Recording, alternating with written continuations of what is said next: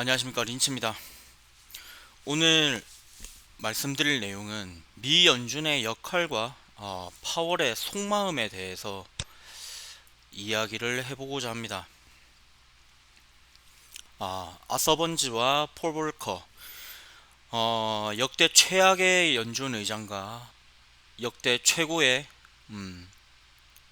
미국 경제의 영웅이라 불리는 연준 의장이었던 폴 볼커에 대한 이야기도 다뤄보도록 하겠습니다. 미 연준의 역할은 경제가 최대 고용 상태를 유지하고 안정적인 물가를 유지하면서 적당한 장기 금리를 목표로 합니다. 그래서 연준은 지금 최대 고용 상태를 만들기 위해서 노동자들이 노동시장으로 돌아오도록 유도하고 있고, 안정적인 물가를 만들기 위해서 긴축을 유지하고 있습니다. 이것들이 해소된 다음에는 금리를 낮춰서 적정한 수준의 장기 금리를 만들려고 할 겁니다. 지금 미 연준의 현재 목표는 물가 상승률 2%, 그리고 그에 따른 부작용으로 예상 실업률을 4.4%로 예상을 하고 있습니다. 미 연준이 보고 있는 주요 지표는 실업률, 코어 PCE, 미시간대 소비자 기대 인플레이션을 보고 있다라고 파월이 언급을 했었죠. 제가 드리고 싶은 말은 이겁니다. 왜 우리는 연준이 주는 이런 친절한 가이드라인을 무시하고 왜 적정 주가를 계산하고 있냐라는 겁니다. 어차피 주식시장은 연준의 손에 달려 있습니다. 그래서 연준과 싸우지 말라라는 주식시장의 격언이 있는 겁니다. 자, 제가 또 드리고 싶은 말은 역발상 투자입니다. 가장 위대한 투자자 중에 한 명이죠. 역발상 가치 투자자 존 템플턴 경입니다. 그가 남긴 격언 중에는 이런 내용이 있습니다. 가장 훌륭한 투자 기회는 비관론이 극에 달할 때이며 주식을 매수하기 가장 좋은 시점은 증시의 피가 낭자할 때다. 그리고 피터 린치죠. 투자의 성공 여부는 얼마나 오랫동안 세상의 비관론을 무시할 수 있는지에 달려 있다. 그리고 앙드레 코스톨라니, 금리를 인하하면 무조건 주식에 투자하라 라는 격언들을 남긴 사람들입니다. 하지만 여기에 함정이 있습니다. 이 역발상 투자 그리고 공포에 살아라는 함정이 있습니다. 이곳에는 너무나 주관적인 공포라는 거죠. 내가 느끼는 공포가 진짜 이런 역발상 투자자들이 말하는 공포의 단계인가? 정말 저렴한 가격인가? 피터 린치와 앙드레 코스톨라니가 주장하는 바는 쌀 때 사야 된다라는 거죠. 공포에 사야 하고. 하지만 내가 보유한 종목에 대한 공포가 과연 그들이 얘기하는 공포와 같은 수준의 공포인가? 라는 겁니다. 제가 드리고 싶은 말은 이겁니다. 그들은 절대 세버 레베리지 ETF에 투자하지 않았습니다. 그들은 TQQQ, XOXL, 불지에 투자하지 않았습니다. 지금 현재 마이너스 70%, 90% 빠져있는 레버리지 종목은 가격 측면에서 보면 저렴해 보이고 공포에 가득 차 보입니다. 하지만 이들이 느끼는 공포와 저희가 느끼는 공포는 그 공포의 수준의 차이가 있다라는 거죠. 그리고 미 연준의 역대급 실수를 제가 가지고 왔는데 역대 최악의 연준 의장이라고 평가받는 아서번지입니다. 베트남에서 패전한 이후 미국은 닉슨 대통령이 금태환 포기로 발생한 기축통화인 달러가 약달러 현상이 벌어지면서 원재재 가격이 폭등하게 됩니다. 물론 이때 중동에서 발생한 중동 전쟁으로 오일 쇼크가 발생을 해서 더 가속화됐죠. 이런 미친 물가 상승률에도 닉슨 대통령의 재선을 위한 압박에 못 이겨서 아서번즈는 절대 저지르지 말았어야 하는 실수를 저지르게 됩니다. 재선을 위해서 금리를 인하해버리고 닉슨 대통령의 지지율을 높이기 위해서, 그리고 코어 CPI라는 개념을 만들어서 유가와 식량 가격을 제외한 그 종목들로만 물가 상승률을 계산해서 계속 금리를 낮게 유지하면서 거기다가 국내의 물가를 강제로 동결시켜 버립니다. 이때 임금도 한꺼번에 같이 동결을 시켰습니다. 결국에 원자재 가격은 상승하는데 물가를 높이지 못한 기업의 생산성 악화로 높은 물가 상승률과 경기 침체가 함께 발생하는 스태그플레이션이 발생을 하게 됩니다. 그리고 두 번째, 역대 최악의 연준 의장이라고 불릴 만한 커리어를 걷고 있는 제롬 파월 연준 의장입니다. 2018년도에 트럼프 대통령 당선 이후 금리 인상 시기에 연준 의장 지위에서 물러나게 될 것을 의식해서 오히려 금리를 인하하고, 그리고 곧바로 터진 코로나 팬데믹 이후에 역대급 긴축 완화로 버블 경제를 만들었습니다. 이때 트럼프 대통령과 파월 의장은 스티뮬러스 책, 그러니까 재난지원금의 형태로 현금성 자산을 국민들의 지갑에 꽂아 넣게 됩니다. 엄청나게 빠른 유동성이 시장에 풀려버린 거죠. 이게 엄청난 버블 경제를 키웠고, 여기서라도 제롬 파월은 양적 긴축을 해서 버블 경제를 키우지 말았어야 했습니다. 하지만 바이든 대통령 취임 후에 또 다시 본인의 연준 의장이라는 지위를 위해서 추가 긴축 완화와 뒤늦은 금리 인상으로 지속적인 위기를 만들어내고 있습니다. 그리고 역대 최고의 연준 의장이라고 평가받고 있는 폴 볼커입니다. 미국 경제의 영웅이라고 불리는 사람이죠.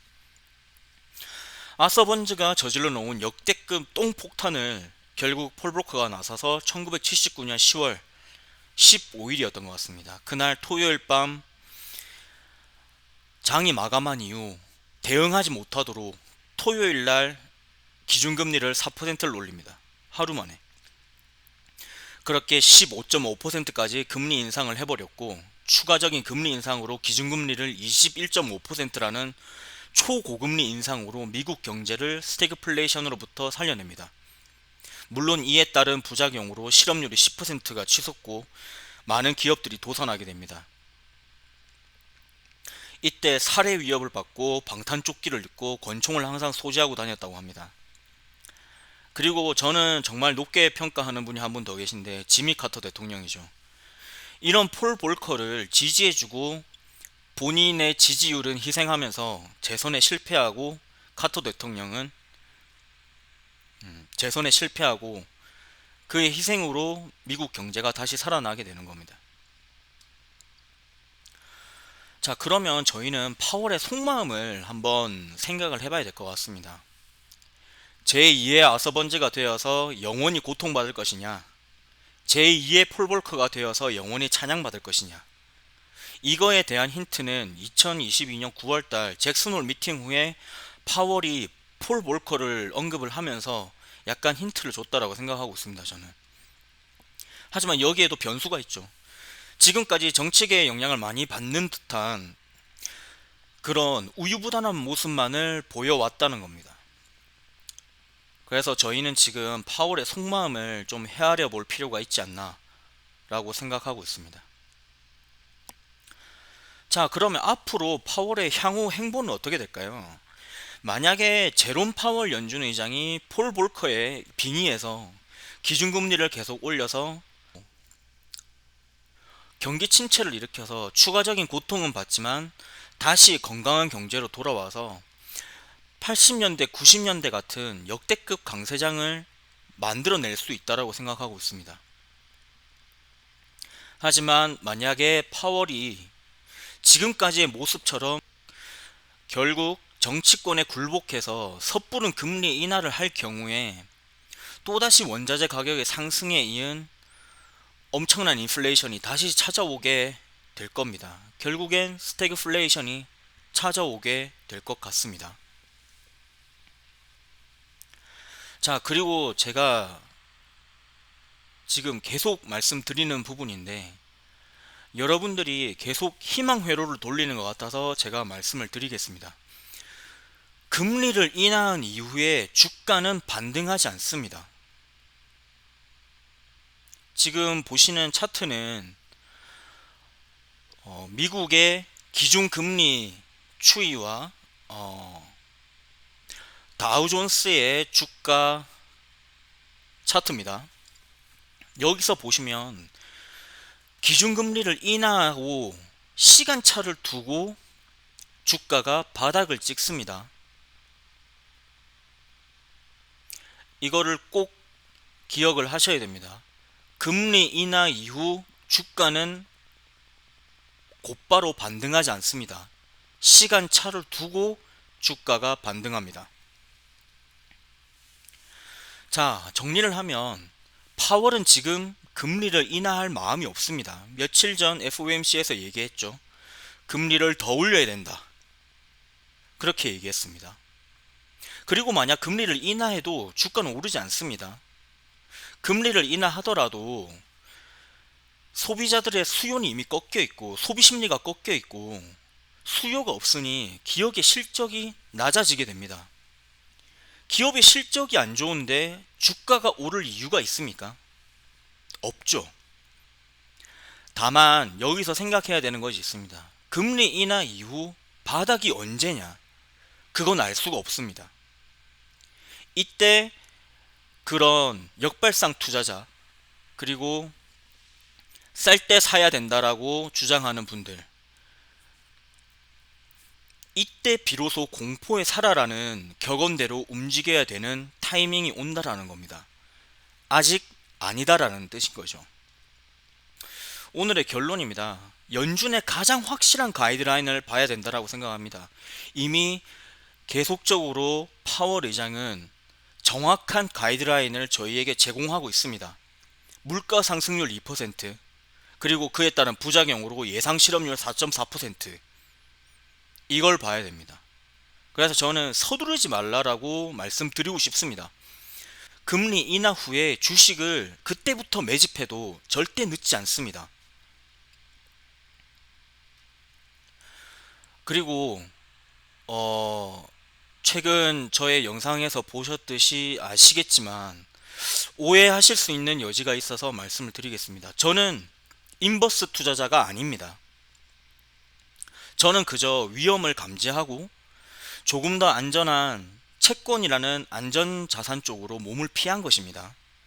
오해하시지 않으셨으면 좋겠고, 저는 지금 인버스 투자자도 오히려 위험하다라고 생각하고 있습니다. 중간중간 베어마켓 랠리는 분명히 나올 겁니다.